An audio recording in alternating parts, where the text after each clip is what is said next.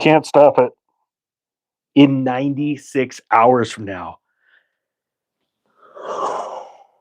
In 96 hours from now, the biggest shakeup in the real estate market is going to happen. It is actually here. In the biggest shakeup in a century to hit real estate agents this week, 96 hours from now, on the 17th of August. And that is a total, just absolute change to the way agents get their commissions. And there's so many far-reaching implications, changes that are coming to pricing of real estate, concessions, so much to even unpack here. We're going to dive into this story. I just got off the phone with a buddy of mine, and he said, Travis, this is going to be worse than what we had to deal with COVID, with all of these forms that we had to get signed before, all of the deals we had to do to try and show properties. It's an absolute mess. And it's exciting because when there's a mess, when there is craziness, that's when there's opportunity, right? And I foresee, and my buddy, he works in, to say it's a bubble, it is like the most amazing place in the nation to own real estate because it's the one that's hit the last, and then it takes a big swath, and there's incredible opportunities there. So let's just do this. Let's dive into this.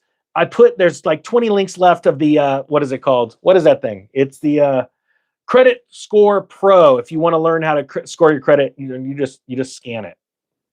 That's all you do. Or you just look at the links below if you want it. $39. There's 10 links or 20 links left, I think, for today.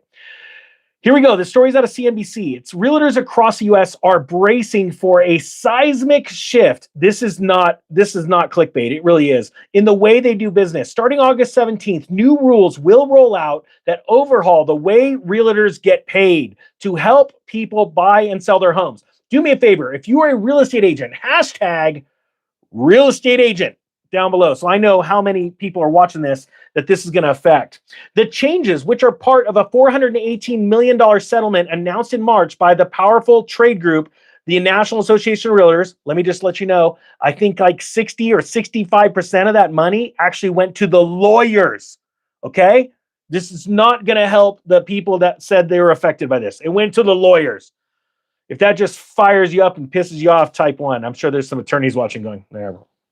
That's what they do, right? It says here, it says that the rules that propped up the industry's traditional payment structure, where home sellers were typically on the hook to pay 5 or 6% commission, usually split their agent and agent representing their home seller. Okay. Now, we all know this is a fact. This was baked into the cake. All right. When you go to sell a home, you're already pricing in, not only you're looking at comps, but you're like, hey, I got to pay agents commissions, right? Buyer and seller. I'm already pricing that in.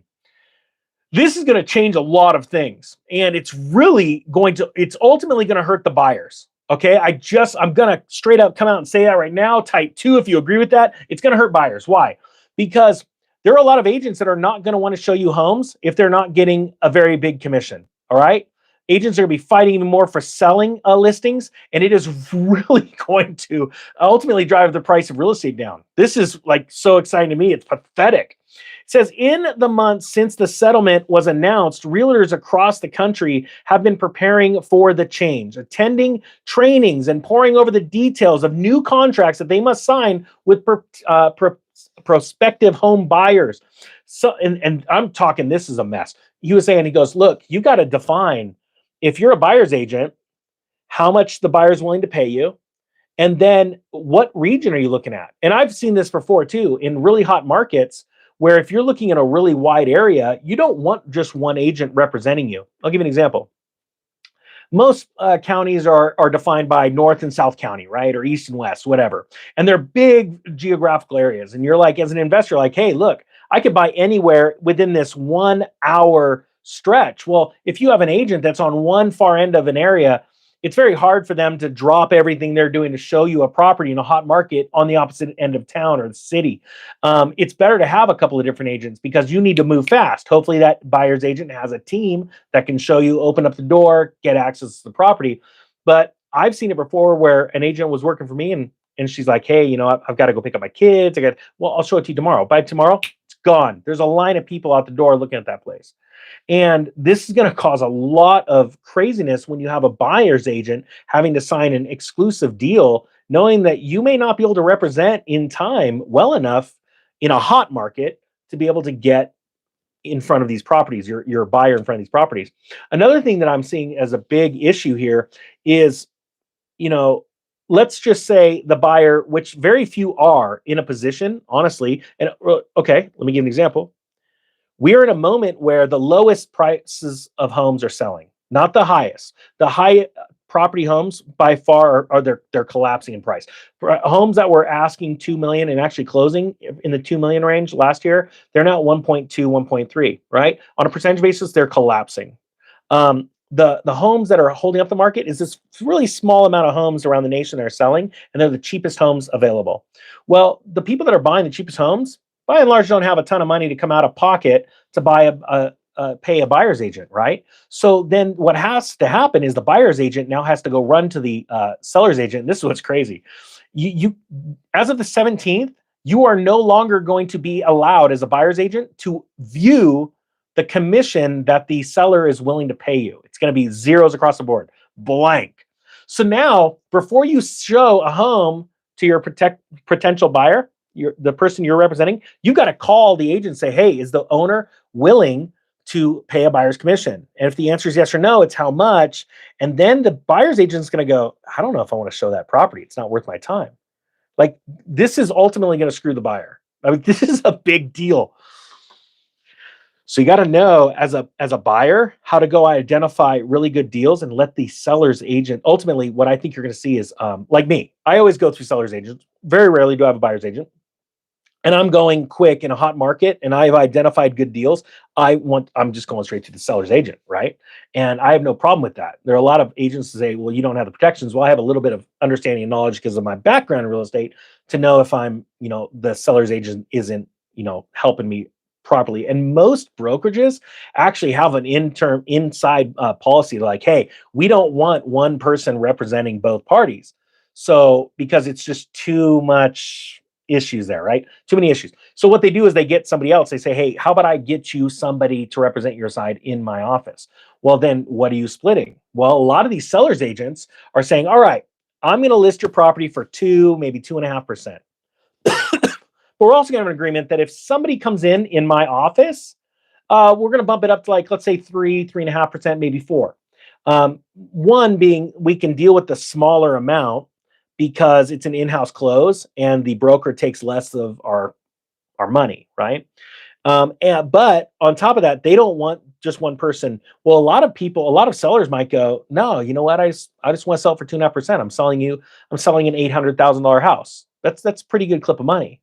And there are a lot of people out there, by and large, that just go, hey, what do the seller's agents really do? Think about this. This is how the consumer, whether there's a bunch of seller agents out there that are going to pound their fists and get pissed off and hit the thumbs down button, but this is how the public views it. Look, you take some photos, you type in some info to the computer, and poof, it's everywhere, and you sit back and wait to negotiate. That's how the public perceives a seller's agent. Really, it's the buyer's agent that's really huffing and puffing and out there just grinding, trying to make it, and until an agent is established enough, they're really they don't get all those sales, those deals, right? To be the selling agent.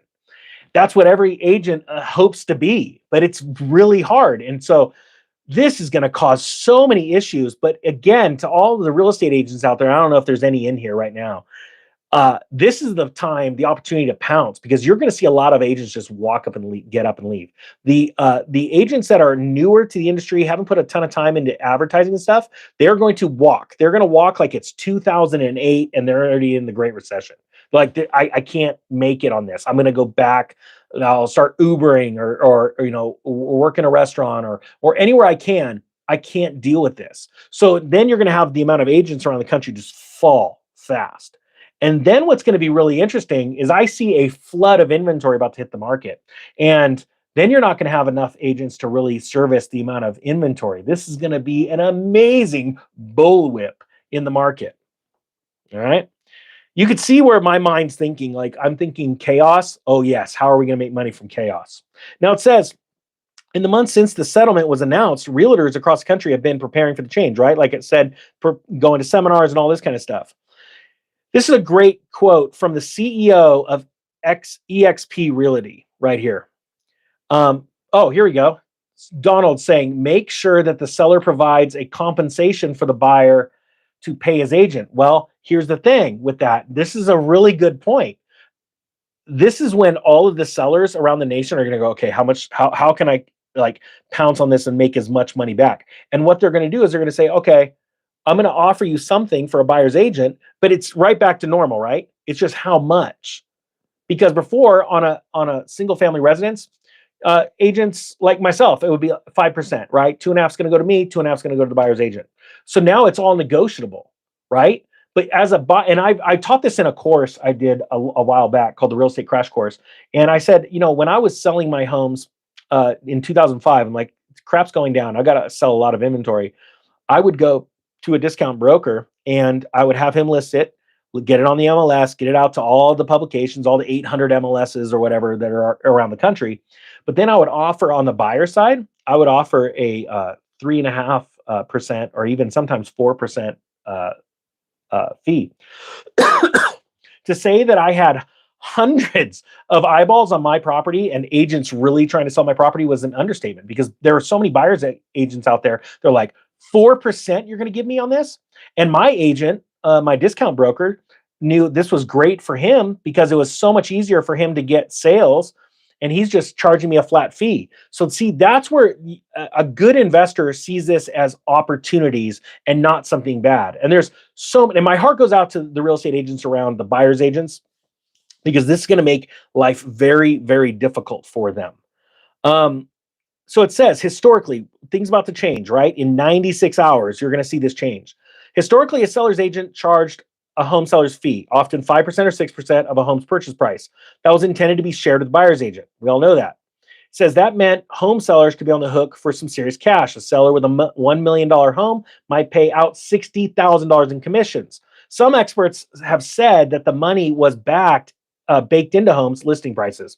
I completely agree with that. Type 10 if you agree with that. Sellers bake that price into the home, okay? So if this does change and you start to see nationwide commissions dropping, you're going to also see a drop in home prices. Why? Because a lot of, especially as inventory increases, sellers are going to go, well, crap, normally if I was selling $1 million home, I'd pay 60,000. These are just round numbers. This isn't the same all around the country. So you know what? If I'm only paying 4 right now, you know what? I could drop the price $20,000 and not have to worry about it, and maybe get it right under that $1 million number, 980, and get a lot of eyeballs on it, right? That same info has to deal with if you're selling a home, you want 600 grand for it, and you now list it at, let's say, 590, things like that. It's going to be a big change. And as inventory increases, you're going to see a lot of sellers go, oh crap, I better get ahead of this. How do you get ahead of this? You drop the price. Now, one other thing that my buddy said that's a nightmare is that this buyer's payment, right? When the seller says, okay, I'm gonna give some money for a buyer's agent, that's actually going to go under seller concessions, and that is going to screw up banks and appraisals in a way it will just blow your mind. Because think about it, that's now a cost, right?